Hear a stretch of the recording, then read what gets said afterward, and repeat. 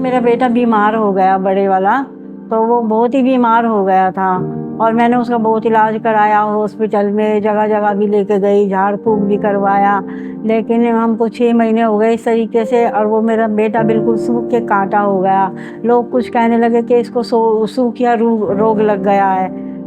लेकिन किसी बहन ने मुझसे कहा कि एक बार आप सब जगह घूम आई हो, एक बार चर्च भी जाके देख लो, वहाँ पर प्रेयर करते हैं, प्रार्थना करते हैं। मैंने कहा चलो, एक माँ के लिए तो उस टाइम ऐसा हो जाता कि जहाँ कहीं भी मुझे कोई बताए मैं वहाँ चल दूँ, क्योंकि सिर्फ मुझे मेरे बेटे के लिए चंगाई चाहिए थी।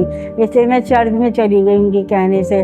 और जब मैं चर्च में गई तो वहाँ पे मुझे पास्टर लोग मिले और उन्होंने मेरी परेशानियों को सुना, मेरे बेटे को देखा और उन्होंने मुझसे कुछ नहीं कहा, सिर्फ उसके सर के ऊपर हाथ रख के चंगाई के लिए प्रार्थना करी। और तब मैं उसको घर लेके आई। उसने 6 महीने से खाना पीना छोड़ दिया था और बिल्कुल कुछ नहीं खाता पीता था, लेकिन जब से मैं प्रार्थना करवा के घर आई तो उसने कुछ खाया। अब मुझे यहीं से मेरा विश्वास बना कि मेरे बेटे ने काफ़ी दिनों बाद कुछ खाया है। बस वहीं से मेरा मन बना और मैं चर्च में जाने लगी। मुझे अच्छा लगा। पड़ोसियों ने तो बहुत कुछ कहा कि मतलब तुमको पैसा मिला होगा, तुमको ये मिला होगा, लेकिन हमने कोई उनकी बातों पे ध्यान नहीं दिया कि ये संसार है, संसार में ये सब बातें चलती हैं।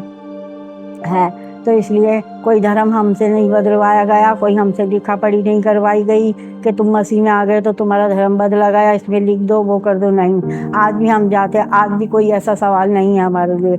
सीधे सरल हम परमेश्वर के भवन में जाते हैं और उनसे अपनी कहते हैं और वो सारी आशीषें लेके आते हैं।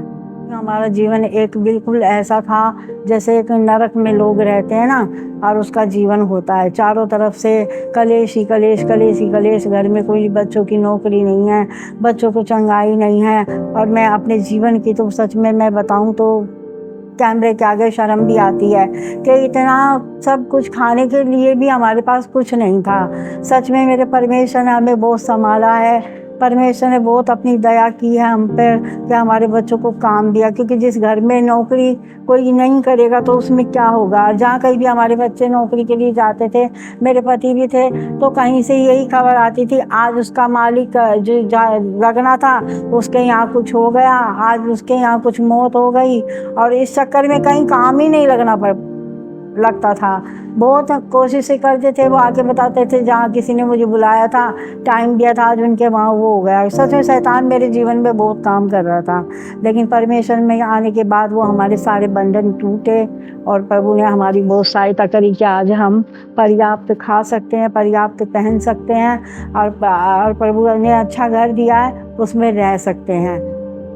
जीवन में, मेरे परिवार के जीवन में बहुत बदलाव आया है, क्योंकि जैसे हम पापों में डूब के मतलब पापों में रहते थे, किसी की चुगली कर ली, किसी जहाँ दौड़ते कहीं महफिल जमा है तो वहाँ बैठ गए, हाँ उसका वो ऐसा, उसका वो ऐसा, तो ऐसा हमारा जीवन था। लेकिन हमारा जीवन सच में हमारा परमेश्वर बदलता है। अब हमें वो जो हमारे जीवन में पहले जो बातें थी, जो बुराइयाँ थी, जो हम किसी के भी प्रति सोच थी हमारी, वो सब परमेश्वर ने बदल दिया है। अब हमको कोई ऐसी बातें करता है ना तो हमको वो अच्छी भी नहीं लगती है। हम वहाँ से उठ के चल देते हैं कि क्यों अपने पड़ोसियों की बुराई करते हैं, क्यों रिश्तेदारों के लिए बुरा कहते हैं। हमको ये कहना तो दूर, अब हमको सुनना भी अच्छा नहीं लगता है। तो सच में हमारे परमेश्वर ने बहुत हमारे जीवन को बदला है।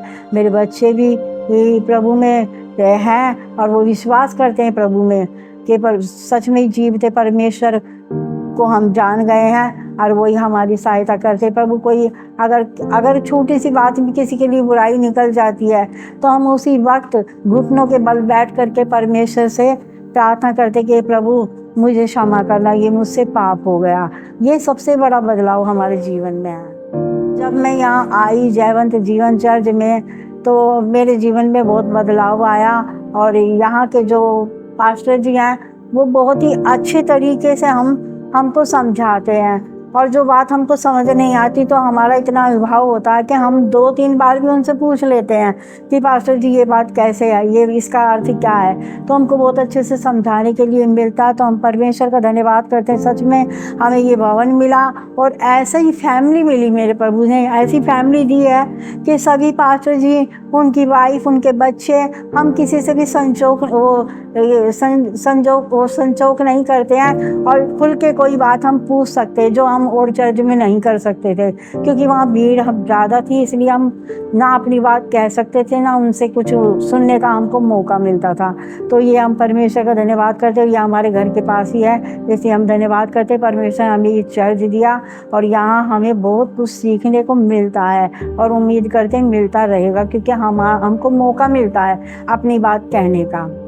जो लोग अभी नहीं समझ पा रहे हैं वो एक बार प्रभु यीशु के पास आके तो देखें, क्योंकि हम भी जब ऐसे गए थे, किसी ने बताया था तो हमको वहाँ एक नया नियम मिला। तो जब हमने उस नए नियम को मैंने पढ़ा तो उसमें सबसे पहले यही लिखा था कि चक्कर देखो यहोवा कैसा भला है। तो बस यही वचन मेरे जीवन में काम कर गया और मैं वहाँ से जुड़ गई, वहाँ आने जाने लगी। तो वाकई जब मैंने चखा, जब मैंने अपनी प्रार्थनाएं परमेश्वर के सम्मुख रखी और उसका उत्तर जब मुझे मिला तो मुझे बहुत ही शांति है और घर में सब कुछ है। तो इसीलिए मैं उन लोगों से ये कहना चाहती हूँ जो आज प्रभु यीशु के पास नहीं है, मैं कहती हूँ कि वो दुखी है, कोई दुखी है किसी भी बात को लेके, तो वो एक बार प्रभु यीशु के पास आए तो सही, आए और अपनी बात को रखे, क्योंकि प्रभु ने कहा है कि चक्कर देखो यहोवा कैसा भला है। तो शायद इसी कारण से आए कि जैसा हम कोई सब्जी बनाते हैं ना, किसी के घर में जाते तो वो कहता कि देखो तो सही, चक्कर ही देख लो कैसी अच्छी बनी है या बुरी बनी है।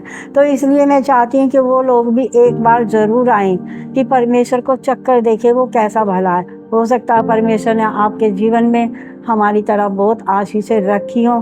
तो मैं यही चाहती हूँ कि एक बार परमेश्वर को मौका दें, वे आशीषें आपके पास जो आने को है तो उसे व्यर्थ ना करें, एक बार ज़रूर आए।